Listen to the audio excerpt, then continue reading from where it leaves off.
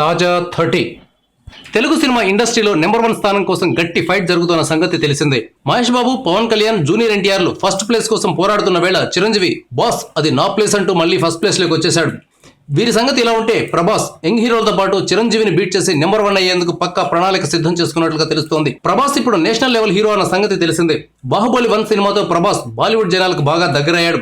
April 28న రానున్న బాహుబలి 2తో ప్రభాస్ మరోసారి బాలీవుడ్, కోలీవుడ్లలో కూడా సత్తా చాటే అవకాశాలున్నాయి. బాహుబలి తర్వాత కేవలం టాలీవుడ్ కు పరిమితం కావాలని ప్రభాస్ అనుకోవడం లేదు. ఇక్కడ నుంచి ఆయన తీసే ప్రతి సినిమా తెలుగు, తమిళం, హిందీ భాషల్లో విడుదల చేయాలని ప్రణాళిక రచించుకున్నట్లు తెలుస్తోంది. ప్రభాస్ తో సినిమా తీయాలని సుజిత్ 3 ఏళ్లుగా ఎదురు చూస్తున్నాడు. ఆ సినిమా ఎట్టకేలకు లాంచ్ అయింది. దీనిని మిర్చి సినిమా ప్రొడ్యూసర్లైన వంశీ, ప్రమోదులు యువి క్రియేషన్స్ బ్యానర్ పై నిర్మిస్తున్నారు.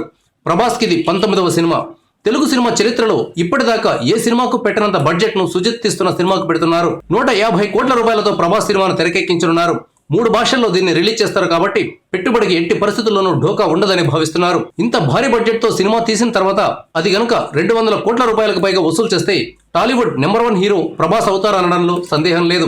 బాహుబలి క్రెడిట్ ఎక్కువ భాగం రాజమౌళికి దక్కుతుంది. అందువల్ల అది ఎన్ని వందల కోట్లు వసూలు చేసినా ప్రభాస్ ఖాతాలోకి వచ్చేది తక్కువ. కాకపోతే ప్రభాస్ జాతీయ స్థాయి హీరో కావడానికి బాహుబలి అద్భుతంగా ఉపయోగపడింది. ఆ ఇమేజ్ ను మరింత బలపరుచుకుని టాలీవుడ్ హీరోలు కాదు బాలీవుడ్ హీరోలతో పోటీ పడాలని ప్రభాస్ భావిస్తున్నట్లు అంచనా వేయొచ్చు.